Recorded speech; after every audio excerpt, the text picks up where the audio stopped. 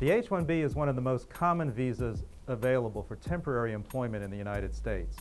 It's for a specialty occupation, a job that requires a minimum of a U.S. bachelor's degree in some specific academic field that's related to the job. The prospective employee could be coming from abroad or perhaps is already here as a student or in H-1B status with another employer.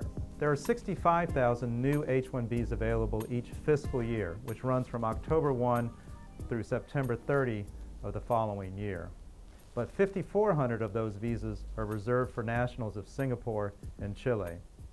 There is a separate allotment of 20,000 H-1Bs for foreign nationals who have earned a U.S. advanced degree.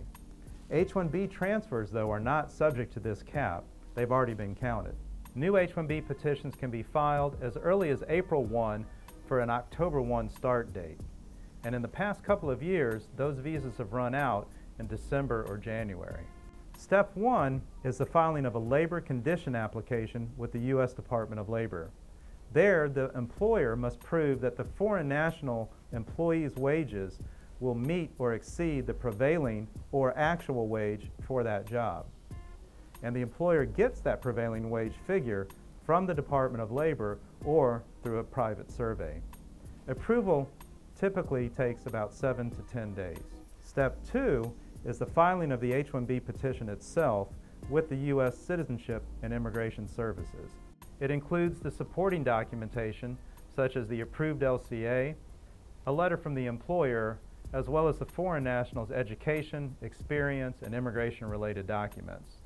The typical processing time is 2 to 4 months for an H-1B petition. But for premium processing, the Immigration Service will guarantee an initial response within 15 days, but at a filing fee of an additional $1,225. The approved petition is valid for a maximum of 3 years, and the foreign national is allowed a maximum of 6 years and H-1B status in the United States. There are a couple of exceptions, though, where extension beyond 6 years is possible. If the foreign national is outside the United States, the approval notice needs to be taken to the U.S. Embassy or Consulate to obtain an H-1B visa stamp in the passport. For more information, as always, contact us at the Kapoor Law Group, your immigration lawyers.